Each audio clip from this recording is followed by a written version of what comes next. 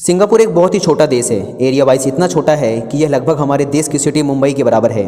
अगर कोई इंसान सिंगापुर में अपनी कार लेकर निकले तो वो सिर्फ 1 घंटे में सिंगापुर के एक कोने से दूसरे कोने तक पहुंच सकता है, यानी कि लगभग 1 घंटे में पूरा सिंगापुर कवर कर सकता है। इतना कम एरिया होने की वजह से सिंगापुर में नेचुरल रिसोर्सेज लगभग ना के बराबर हैं। इतना कम एरिया व नेचुरल रिसोर्सेज ना होने के बावजूद भी यहाँ की 60 लाख पॉपुलेशन दुनिया में one of the highest average income enjoy करती है, जो कि दुनिया की कुछ most developed countries like Germany, Japan व फ्रांस से भी ज़्यादा है। तो आखिर कैसे ये छोटी सी आइलैंड कंट्री इतनी अमीर बन गई, आज हम इस वीडियो में जानेंगे। सिंगापुर के पास कोल, पेट्रोलियम एंड मिनरल्स जैसे नेचुरल रिसोर्सेज नहीं हैं, लेकिन सिंगापुर के पास कुछ ऐसा है जिसे देश खरीद नहीं सकते, और वो है location. Singapore Asia and Europe को कनेक्ट करने वाले ट्रेड रूट के मिडिल में आता है, और यही एक रीज़न था जिसकी वजह से 1819 में अंग्रेज़ों ने सिंगापुर को अपनी एक कॉलोनी बनाने का डिसीजन लिया। लेकिन लोकेशन ही सब कुछ नहीं होता, क्योंकि सिंगापुर के आसपास और भी छोटे छोटे देश हैं जिनकी लोकेशन सिंगापुर की तरह इंपॉर्टेंट है, लेकिन वो देश सिंगापुर की तरह सक्सेसफुल व अमीर नहीं हैं। जिसका मतलब है कि सिंगापुर व वहाँ के लोगों के पास कुछ तो ऐसी खास बात है जो उन्हें दूसरों से अलग बनाती है। सिंगापुर के लगभग सारे पड़ोसी देश उन्हें गुलाम बनाने वाली यूरोपियन कंट्रीज से खुद को अलग रखना चाहते थे।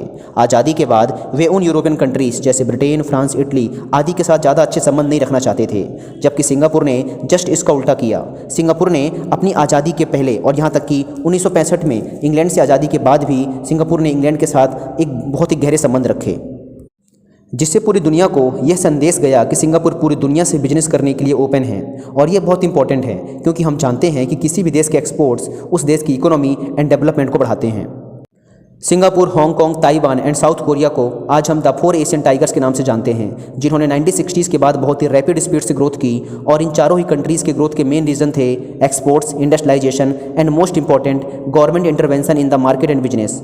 इकोनॉमी एंड बिजनेस में गवर्नमेंट का इंटरवेंशन वाला पॉइंट मेनली सिंगापुर के लिए फिट बैठता है। आज हमें सिंगापुर जैसा दिखता है, यह हमेशा से वैसा नहीं था। 1960 से पहले सिंगापुर दुनिया के गरीब देशों में से एक था। वर्कर्स की स्ट्राइक यहाँ एक आम बात हुआ करती थी। सिंगापुर की ऐसी कंडीशन थी कि यहाँ कोई भी बिजनेस ग्रो नहीं कर पा रहा था। देश की मैक्सिमम पॉपुलेशन गरीब थी। पॉपुलेशन के कंपैरिजन में सिंगापुर में दुनिया में सबसे ज़्यादा लोग झुग्गी झोपड़ियों में रहते थे। यहाँ अधिकतर गंदी बस्तियाँ हुआ करती थी। 90% से ज़्यादा की पॉपुलेशन के पास रहने के लिए ठीक ठाक घर भी नहीं थे। इसलिए यहाँ की आम जनता अक्सर सरकार के खिलाफ आंदोलन और हड़तालें करती रहती थी। ज़्यादा से ज़्यादा फॉरेन इन्वेस्टमेंट को अट्रैक्ट करने के लिए सिंगापुर को एक डिसिप्लिन्ड वर्कफोर्स बिल्ड करने की ज़रूरत थी। इसके लिए सिंगापुर की सरकार ने एक रास्ता निकाला कि यदि हम लोगों को रहने के लिए घर प्रोवाइड करा देते हैं तो देश के लोग अपने काम के प्रति ज़्यादा फोकस और ईमानदार रहेंगे, क्योंकि जब एक इंसान की बेसिक ज़रूरतें पूरी हो जाएंगी तो आखिर वो क्यों हंगामे और हड़तालें करेगा। इस तरह सिंगापुर की सरकार ने इस प्लान के तहत सरकार ने खुद ही घर बना के अपने यहाँ के लोगों को बहुत ही कम कीमत व बहुत ही सस्ती किस्तों में घर प्रोवाइड करने स्टार्ट कर दिए। जहाँ 1960s में सिंगापुर की सिर्फ 9% आबादी के पास रहने के लिए घर थे, वहीं 2020 में 85% से ज़्यादा लोगों के पास खुद का घर है। इसके अलावा सिंगापुर की गवर्नमेंट ने अपने यहाँ के वर्कर्स के लिए बहुत ही अच्छी पॉलिसीज़ बनाई और उन्हें और भी बहुत से इंसेंटिव्स देने शुरू कर दिए, जैसे कि health incentives, education incentives etcetera, जिससे वर्कर्स ज़्यादा खुश रहने लगे व कंपनीज़ में हड़तालें लगभग ना के बराबर होने लगी। At the same time Singapore की गवर्नमेंट ने टैक्स इंसेंटिव्स के थ्रू फॉरेन इन्वेस्टमेंट को भी अट्रैक्ट किया। इसके लिए सिंगापुर की गवर्नमेंट ने अपने यहाँ के infrastructure, business policies and skilled labour पर फोकस किया, जिससे सिंगापुर की इकोनॉमी ग्रो करने लगी व बेरोजगारी कम होती गई। जहाँ 1959 में सिंगापुर में 14% बेरोजगारी थी, वहीं 1970 तक आते आते यह घटकर सिर्फ 4.5% रह गई थी। 1980 तक आते आते सिंगापुर एक रीजनल मैन्युफैक्चरिंग हब बन के उभरा।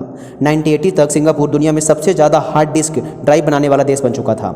लेकिन आज मैन्युफैक्चरिंग सेक्टर सिंगापुर की जीडीपी में सिर्फ 20% का कंट्रीब्यूशन करता है, जो कि 1985 से पहले मोर देन 60% हुआ करता था। सिंगापुर की जीडीपी में मैन्युफैक्चरिंग सेक्टर के घटते परसेंटेज का मेन रीज़न है 1985 का रिसेशन। 1985 में सिंगापुर एक बड़े रिसेशन से गुजरा, तब जाके वहाँ की सरकार ने यह डिसीजन लिया कि हम अपनी इकोनॉमी को मैन्युफैक्चरिंग बेस्ड इकोनॉमी से सर्विस सेक्टर बेस्ड इकोनॉमी में कन्वर्ट करेंगे।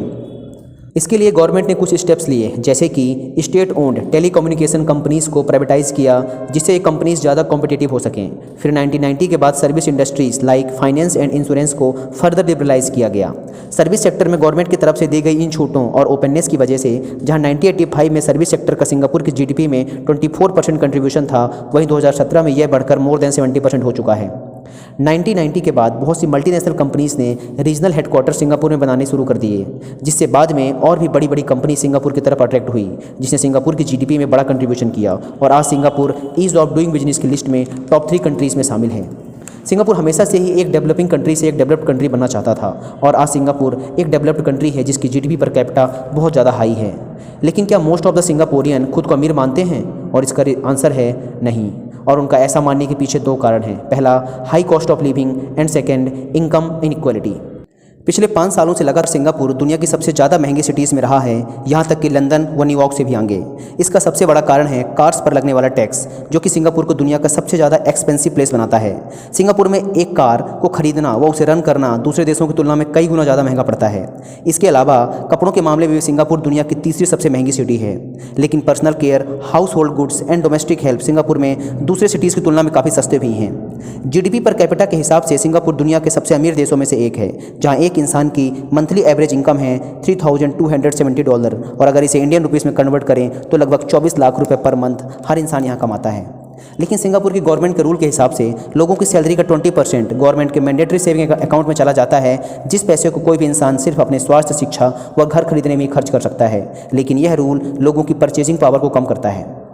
सिंगापुर की पॉपुलेशन के कंपैरिजन में यहाँ दुनिया में सबसे ज़्यादा 1,85,000 करोड़पति रहते हैं, जो कि किसी भी देश की पॉपुलेशन के कंपैरिजन में बहुत ज़्यादा है, जो इस देश को एक क्रेजी रिच कंट्रीज़ बनाता है। And that's a great news.